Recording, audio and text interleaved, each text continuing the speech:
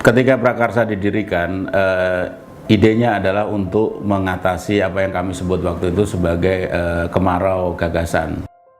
Kita kan sudah menjatuhkan Soeharto pada waktu 98 ya, tapi kemudian setelah itu apa yang mau dilakukan kemudian gitu, tentang gagasan tentang pemerintahan, kemudian tentang misalnya budget, misalnya tentang kebijakan-kebijakan kan belum terlalu kuat.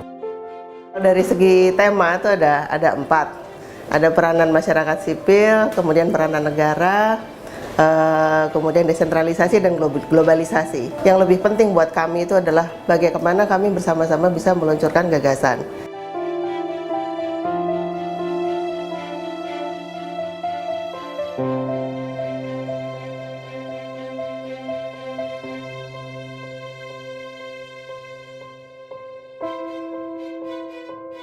Arahnya agar Indonesia lebih sejahtera, lebih siap menghadapi persaingan maupun lebih siap dalam menghadapi keterbukaan ekonomi. Pertumbuhan ekonomi kita bagus, tapi kita soal kesenjangan itu begitu tinggi. Dan ini menguasai lebih dari 50% kekayaan dari masyarakat Indonesia. Visi Prakarsa sederhana, yaitu ingin agar masa depan Indonesia lebih baik.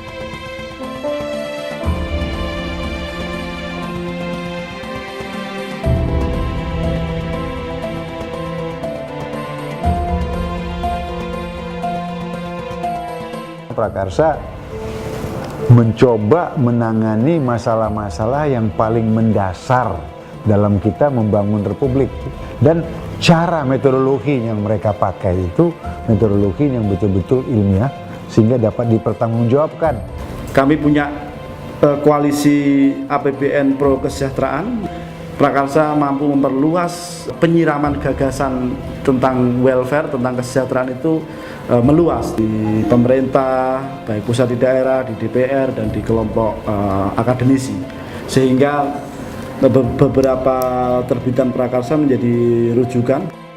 Prakarsa itu salah satu NGO yang berbeda dengan NGO yang lainnya.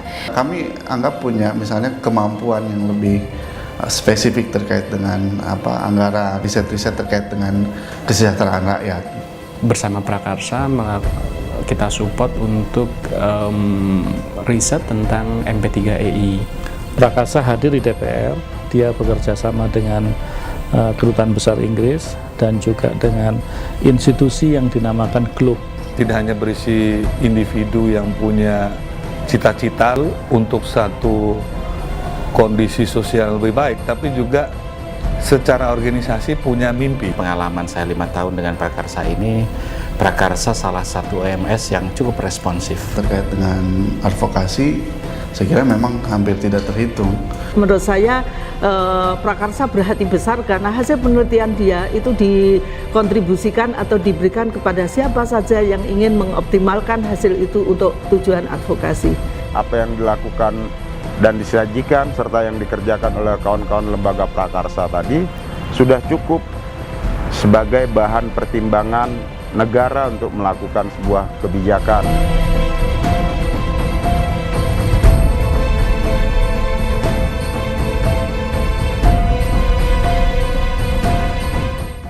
Prakarsa harus melanjutkan riset-riset yang sifatnya problem solving.